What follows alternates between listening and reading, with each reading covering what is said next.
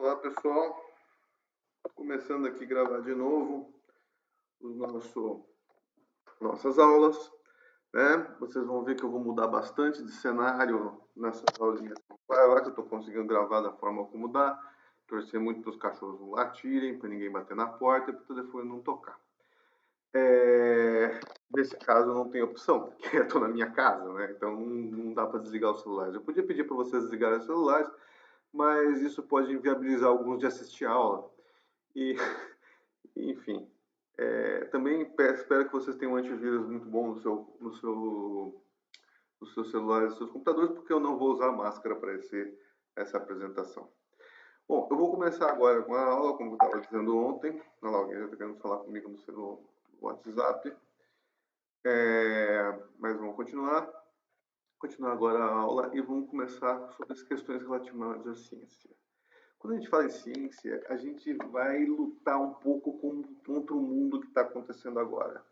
Eu sei que parece meio maluco, mas a gente está num mundo hoje onde o conhecimento realmente científico deixa de ser totalmente empregável, né? A gente está empregável não, na verdade é totalmente empregável, mas o que está acontecendo é que existe uma batalha contra os fatos e a ciência hoje em dia. A forma como o mundo está lidando com a informação, dada essa maré de informação que a internet propõe, o Facebook, o WhatsApp, etc., esse monte de cacareco propõe para a gente, ela acaba gerando um monstro que é essa imensa quantidade de informação que as pessoas não conseguem gerenciar. Vocês não têm desculpa, vocês são cientistas, então vocês estão tentando ser, porque o curso de vocês chama Ciências Ambientais, então vocês vão ter que lidar com a ciência e com o conhecimento de uma forma muito clara e espero serem propagadores de verdades científicas frente à maré da pseudociência e à maré do que ocorre hoje em dia, dessas fake news, etc, etc, né? Vocês vão saber diferenciar o que é fake news, o que não é. Às vezes as pessoas falam, você está falando uma coisa baseada em fatos, você fala, mas isso é fake news. E você sabe que aquilo é baseado em fatos, né? Então vamos aprender a interpretar o que é os fatos, o que é a discussão do artigo, o que são as sugestões dos artigos, que artigos que sugerem coisas e as pessoas imaginam que aquilo é a verdade absoluta daquele artigo, não. A gente vai ter que lidar bastante com isso. Enfim, para começar, essa frasezinha é bem legal, esse postzinho. O que você sabe porque alguém falou para você, você não sabe. O que você sabe porque você deduziu e supôs que você não sabe. E o que você sabe porque você ouviu falar, definitivamente você não sabe. Isso é bastante verdade para os dias de hoje, né? Uma coisa que a gente tem que entender é que hoje em dia o conhecimento está bastante disseminado, né? E eu não consigo fazer esse vídeo tocar. Mas uma coisa que a gente tem que ter muito clara é que o acesso à informação ela é tão brutal que qualquer uma pessoa consegue acessá-la de uma forma ou de outra. No caso, esse chimpanzé cujo vidro não toca, ele consegue ver vídeos na internet, entrar no YouTube. Vocês vão ter que acreditar em mim, infelizmente, ou seja, vocês não vão. Mas vocês podem procurar esse vídeo no YouTube. Não é necessário uma inteligência fantástica para se acessar algum conhecimento, para se ter acesso a algum tipo de conhecimento, por qualquer que seja. Agora, precisa ter conhecimento crítico para discernir, para separar o conhecimento sem fundamento, as fake news, da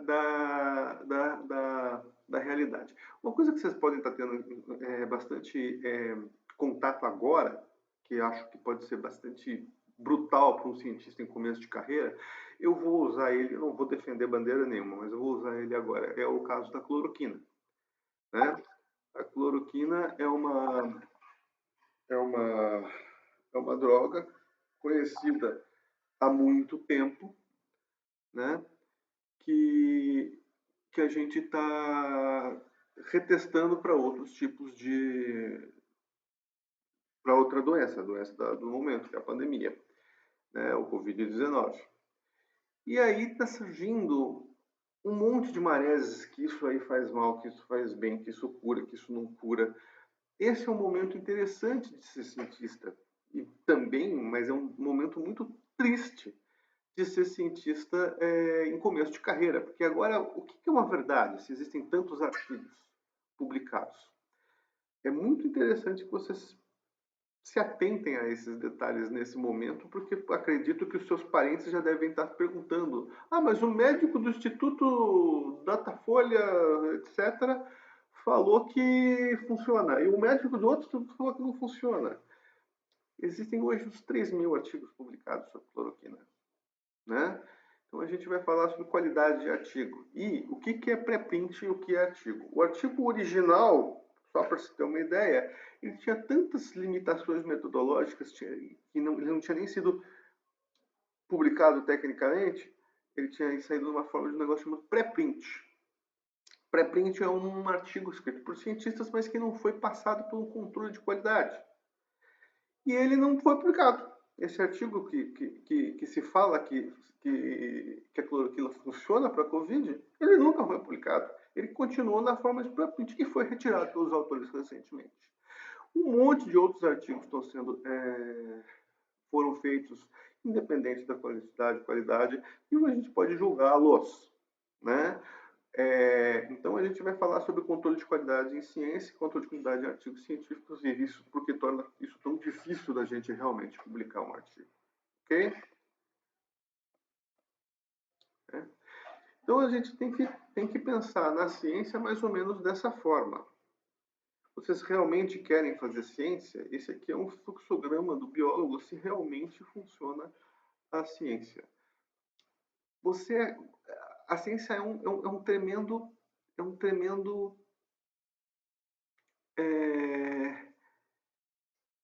filtro de informações. E nessa filtragem ela é extremamente conservadora. É muito difícil lidar com isso, né? Para você lidar com ciência, você tem que ter couro grosso e lidar com um monte de questões. Esse aqui é só uma piadazinha, mas muitas delas são aquelas verdadezinhas que doem, né? Por exemplo, você sabe lidar com... Vamos fazer ao contrário. Você sabe lidar com fracassos? Você acha que a ciência é só uma visão de mundo? Né? Você tem motivação para recomeçar toda hora? Né? Se você está errado, você consegue aceitar que está errado? Você entende que o conhecimento é temporário? Porque a ciência envolve o conhecimento temporário. Se você fala não para qualquer uma delas, bicho, melhor vender sua arte na praia. É fato. É bastante complicado a gente lidar com essas questões em ciência. São muito, a ciência é muito dinâmica. A gente busca invariavelmente para o conhecimento definitivo. O conhecimento definitivo não faz parte do próprio conceito de ciência. O conhecimento definitivo é uma coisa que é imutável e nunca pode ser melhorado. Ciência sempre pode, né? Enfim, depois vocês olham direitinho. Vou até tirar aqui. Vocês olham direitinho desse fluxograma na aula com pause. É uma coisa meio chata de dar aula online, porque eu gosto de discutir esse fluxograma e ninguém vai poder discutir ele agora. Enfim, vamos lá. Uma coisa que... Bom, a gente já falei isso um pouco agora, né? Mas existem questões muito importantes na ciência brasileira, na ciência mundial.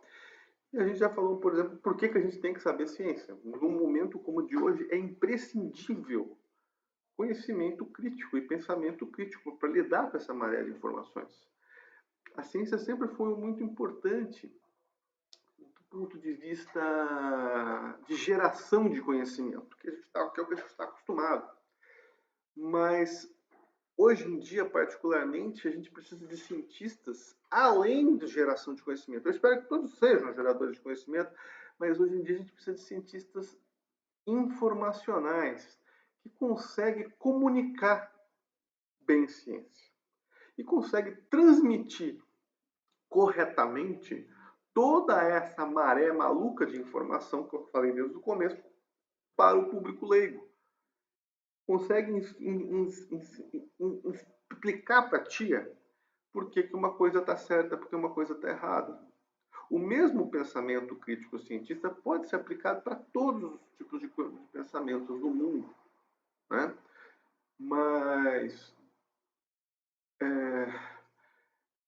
particularmente para questões como a atual cloroquina, para questões como a pílula do câncer, para questões de vocês que trabalham com bioprospecção, para aquelas curadoras, para aqueles montes de informações associadas ao curandeirismo, né? A homeopatia, tem um monte de coisinhas que tem que ser bem mais observadas, né? O fato é que, historicamente, o Brasil faz boa ciência, mas a gente publica muito mal, né? Eu fui orientado por uma pessoa que estava fazendo doutorado na época e ela tinha um medo extremo de publicar as coisas. E sempre achava que o conhecimento que ela tinha era inferior, que ela tinha gerado era inferior ao que os bastiões dos mega pops da área dela conseguiam provar. Não é bem assim que funciona, né?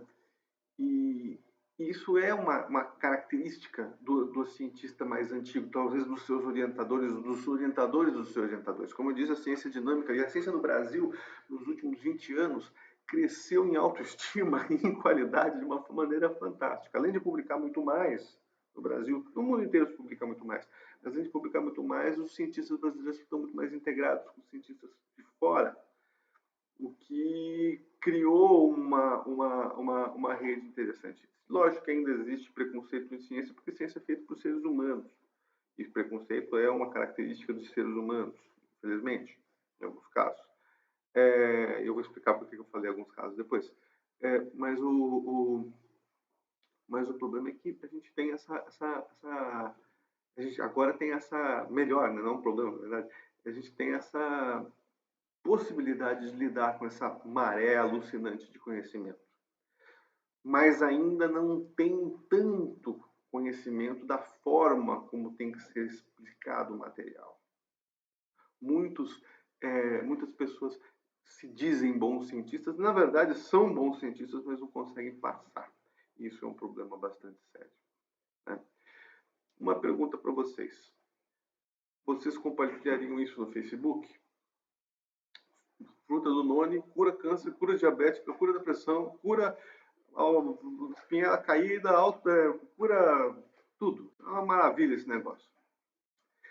Vocês talvez não se lembrem, isso foi em 2012, mas essa fruta virou uma coisa pop no mundo todo. Era impressionante como as pessoas falavam de noni. E a cura do câncer estava no noni, tudo cura com noni. E para mim foi muito divertido, porque é uma planta super bonita, uma planta asiática super bonita, né? E a forma como essa planta era instruída de como a pessoa com câncer ou depressão, o que quer que seja, ela tinha que usar, que você tinha que apodrecer a fruta e depois fazer um suco com a fruta podre. Cada um fazia de uma forma, ou seja, não existia parâmetro nenhum, né? Todo mundo falou sobre isso. Só que tem um problema. Essa fruta, ela, ao invés de curar câncer, ela é extremamente hepatotóxica e causou alguns outros problemas bastante grandes, né? Até hoje se acha dizendo sobre se você deve ou não deve cultivar essa fruta. Então, o que o cientista faria? Bom, vamos procurar, né? E procurando, isso aqui já em 2012, revisões, mas existem outras revisões, mostra que tem alguma atividade antioxidante, mas eu acho, sinceramente, o vinho tem mais, né? Mas o problema é que aqui, ó, existe algumas questões relacionadas à hepatotoxicidade dessa fruta. E também existem formas, todos os estudos que trabalharam com eles, nesse review mostra claramente, trabalham com suco concentrado. Ninguém apodrece esse negócio, essas formas malucas que as pessoas estão utilizando, elas não têm fundamento propriamente dito. E foram testadas também, mas não tem fundamento nenhum. A maior parte dos estudos mostrou que não serve para nada. Ao contrário, alguns estudos servem para piorar situações do pobre doente. Câncer é uma droga não, desculpa, é uma doença complicada, porque ela é uma doença extremamente depressiva, né? As pessoas aceitam o câncer com um atestado de óbito associado. Então, virtualmente, as pessoas que estão com câncer precisam de alguns placebos. Que seja. Mas o placebo não pode substituir o tratamento comprovadamente eficaz, nem se piorar a situação. E no caso, o noni não se encaixa. Do noni sumiu. Hoje em dia ninguém mais fala que é a fruta que cura o câncer. Em compensação, temos um monte de árvorezinhas lindas com folhas grandes que dão boas sombras, plantadas em tudo quanto é lugar por pessoas que achavam que ela funcionava para alguma coisa. A análise vem para bem.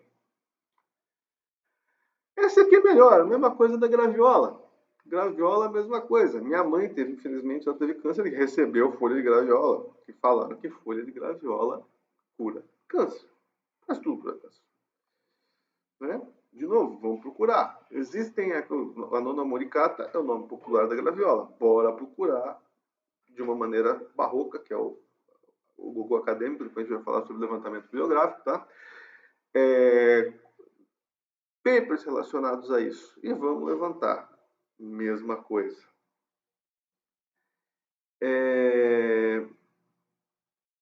Existe algum fundamento, sim, para o emprego da graviola no tratamento de alguns cânceres, mas são extremamente limitados. Foi-se encontrado, uma coisa curiosa é que a folha não tem nada. Onde foi encontrado os melhores princípios ativos relacionados à cura, a alguns tipos de processos antioxidantes, não foi em graviola. Na verdade, foi mostrado principalmente na semente. Então, você recebe a folha que cura câncer, mas não tem nada lá. O que cura câncer é a semente. O problema é que, de novo, né, tem efeito neurotóxico. Né? Então, para ser estudado, tem que entender muito mais e se propor muito mais antes disso. O problema é que as pessoas de páginas de sei lá o que, saúde, bibibibobobó, leem isso e já começam a divulgar alucinantemente. Não conseguem ter um fundamento científico para a interpretação, esse que a gente está falando agora. Né?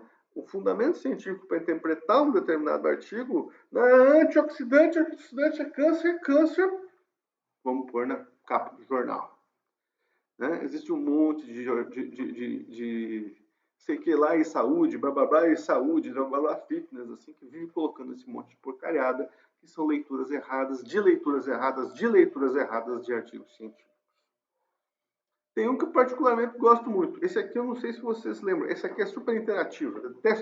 Vai ser uma droga falar, mas alguém. Você deve estar lendo isso aí na sua casa e fala assim, puxa, realmente eu já ouvi falar nisso. Ah, minha tia falou que isso é funcional. Nossa, é verdade. Alguém comentou comigo que chocolate amargo emagrece. Eu adoraria que fosse verdade. Né? Esses mundo de boa forma, tua saúde, guia saudável, seu corpo perfeito. Isso daí é uma loucura de falcatruas científicas. Né? Tem um monte de coisas que não tem nada a ver nesse tipo de revista, de páginas. É muito divertido.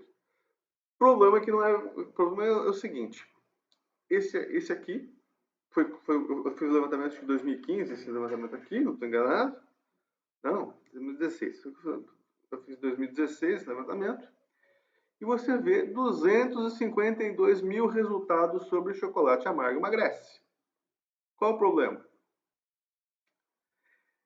realmente ele pode emagrecer. Existe ainda hoje coisas mais recentes mostrando que ele pode emagrecer. Mas, apenas na página 9 desse meu levantamento aqui, eu encontrei o que realmente foi feito. A história desse aqui é muito bonitinha. Um determinado jornalista queria mostrar que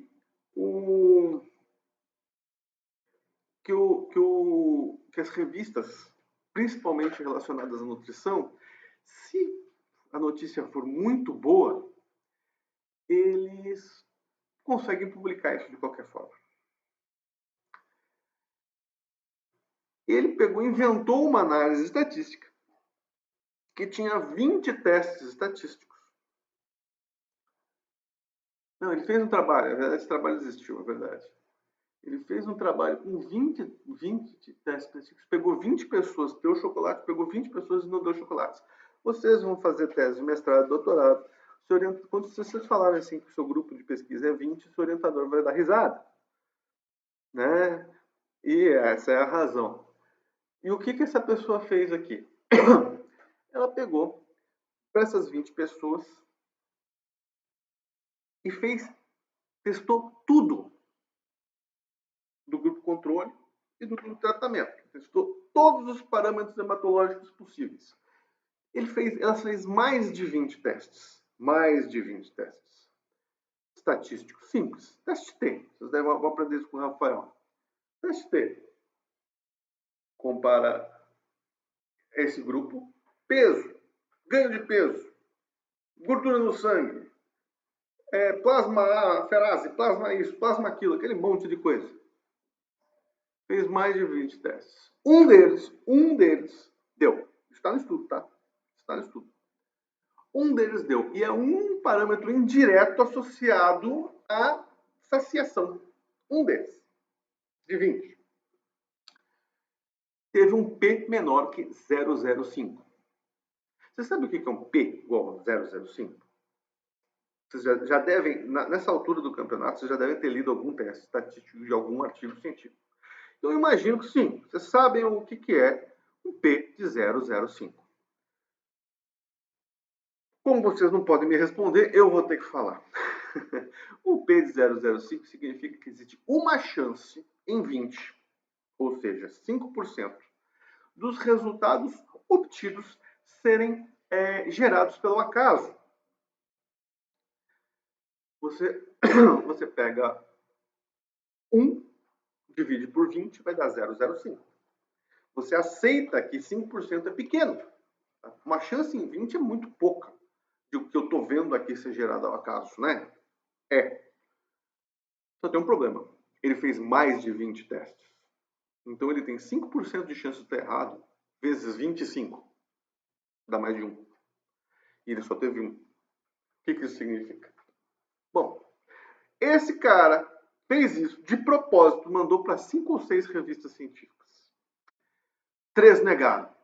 2 aceitaram. Duas mandaram para revisão, uma aceitou. Né? Dizendo que sim. Ele, imediatamente, no dia seguinte que isso foi publicado, ele foi de propósito, ele mandou uma nota dizendo que era mentira. Ele não fez isso, ele fez esse tipo de erro, esse erro nunca deveria ter passado no crivo científico. E ele pediu para retratar a pesquisa. Isso foi de propósito. Mas agora vamos ver como que a internet funciona. Levantamento, 252 mil levantamentos dizendo que essa porcaria emagrece. Isso foi feito em 2015, há muito tempo atrás. Foi feito na sequência. Ele publicou e tirou rapidamente. 252 mil. E essa aqui, comprovação, está na página 9. Ou seja, existem 100 entradas para o leigo acessar de que o chocolate emagrece, e só na 9ª página ele vai ver que, na verdade, era uma mentira. Né? A ideia do cara era fazer uma piada, mas a internet funciona assim. O que a gente gosta, a gente compartilha. O que a gente gosta, a gente propaga. O que é verdade, mas não é tão legal, a gente esconde. Assim funciona a mídia social. Por isso que eu saí por isso que eu falei que o Facebook faz mal para a saúde. Por causa disso. Vocês vão ter acesso a esse monte de porcariada. Por alguém que tem certeza que está fazendo bem para você. O que ela acha legal, ela compartilha. O que ela não acha legal, ela não compartilha. Se ela teve acesso a um, ela compartilha. Esse, o estudo é uma farsa. Não vou compartilhar. Talvez se ela tivesse compartilhado primeiro antes, ela até compartilhasse, o que não é bem, o que nessa época de fake news a gente viu que não é verdade. As pessoas batem o pé e defendem a notícia falsa mesmo quando acusadas de falso, né? Enfim, isso aqui é só para vocês verem como funciona a ciência, o controle de qualidade e como funciona a internet. Tem alguns estudos, ao contrário, que eu acho muito legal. Por exemplo, estudantes aprendem melhor com professores bonitos. Isso aqui é uma coisa que ficou muito famosa. Eu sei que meus alunos aprendem muito, né? Então eu gosto de me ater de me manter com algumas mentirinhas e compartilhar algumas mentirinhas com vocês. Mas enfim, eu vou deixar isso para a próxima aula, porque vou gravar vídeos menores, tá bom? Não, vou continuar aqui mesmo. Tudo venceu, tudo acabou, tudo ficou monstruoso, com uma das maiores mentiras e maiores fraudes científicas dos últimos tempos, que está perdendo agora para a cloroquina. Eu não tenho, ainda não finalizou a novela, então eu não vou falar sobre ela. Vamos ver o que acontece. Mas essa aqui é uma dos últimos tempos, que é a fosfetanolamina. Todo mundo já deve ter falado da pílula do câncer. A fosfetanolamina, ela foi criada numa teoria da conspiração maluca por um cara que fazia isso na USP, e ele se aposentou e pediu para e falou que aquilo funcionava, fazia teste, mas não dava, mesmo assim ele falava que funcionava, e isso criou uma certa repercussão na mídia. Tanto que um determinado deputado criou um projeto de lei e uma presidenta que estava para ser impeachmentada na época aprovou, quer dizer, na verdade o Congresso aprovou e ela chancelou, né? Não demorou 10 segundos, o STF tirou. Você pode reclamar do STF quando você quiser, mas não tinha base científica nenhuma. E ele falou assim, não, isso aí não pode entrar como uma lei, porque não tem absolutamente nenhuma base científica. Embora houvesse clamor popular para esse placebo, essa lei foi derrubada pelo STF. Pode reclamar, eles têm razão, né? Mesmo hoje em dia, a gente ainda acha páginas neste Facebook sobre fosfetanolamina dizendo que isso aqui é a melhor coisa do mundo. Acontece que depois dessa lei foi pedido para todos os institutos pertinentes fazerem as pesquisas. Todo mundo já sabia que isso não funcionava, mas todo mundo teve que parar e começar a testar esse cacareco. E não deu, né? Ficou comprovado que isso não tem diferenciação do placebo, não melhora absolutamente nada. E não. Então essa lei, durante muito tempo, 2015, 2017, ela ficou valendo e foi derrubada. Enfim, tá, ficou aquela brigaiada.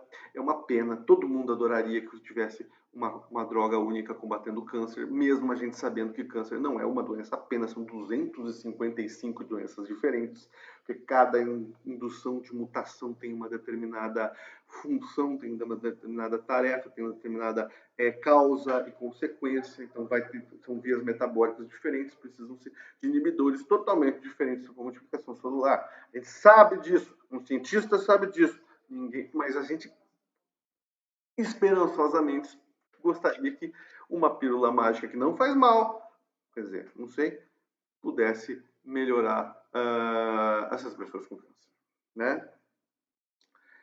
De fato, na verdade eu falei que não faz mal, mas infelizmente faz, porque em estudos mais recentes, eu tendo procurando, se mostra na verdade que existem um fator estimulador de crescimento de tumor, aumentando o câncer, não diminuindo o câncer nesses casos, né?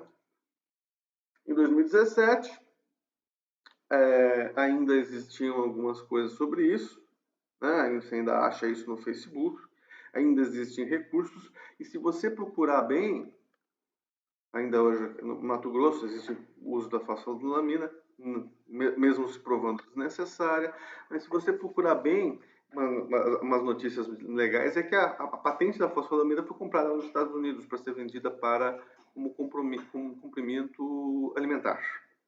E se você achar isso aqui, se você procurar bem e for doutrinado a acreditar que isso faz bem para você, você consegue fazer um processo para o SUS comprar para você. Porque a gente tem um sistema de saúde que protege o paciente com câncer, né? Então já existem, você acha processos na internet pré-preenchidos que você preenche e manda para o SUS. E eles são obrigados a comprar nos Estados Unidos uma coisa que não funciona, sabidamente que não funciona, e as pessoas dos Estados Unidos sabem como funciona e sabem que o Brasil é o único comprador. Né? Quem sabe o pessoal lá da Flórida, não, do Texas, que acredita em qualquer coisa, também acredite que isso daqui tem um efeito funcional real sobre câncer. Se tiver, é ridiculamente pequeno, tão pequeno, como eu disse, tomar uma garrafa de vinho com tudo aquilo de oxidante que tem o resveratrol associado é muito melhor. Né? Então, hoje em dia, assim, esse deputado que propôs isso, que fez essa presidente assinar esse troço, até hoje custa muito dinheiro público. É um remédio de mentira que mexe com mexe com o psicológico da pessoa, dessa doença aterrorizante, que faz ela acreditar em qualquer raio de esperança, mesmo que ele seja apenas um tônico para crescer cabelo vendido pelo tiozinho, o óleo do peixe elétrico, aquelas coisas bizarras que aconteceram no passado. Nada mais é do que isso. Tá? E aqui a gente encerra esse ponto da aula, a gente volta no próximo segmento.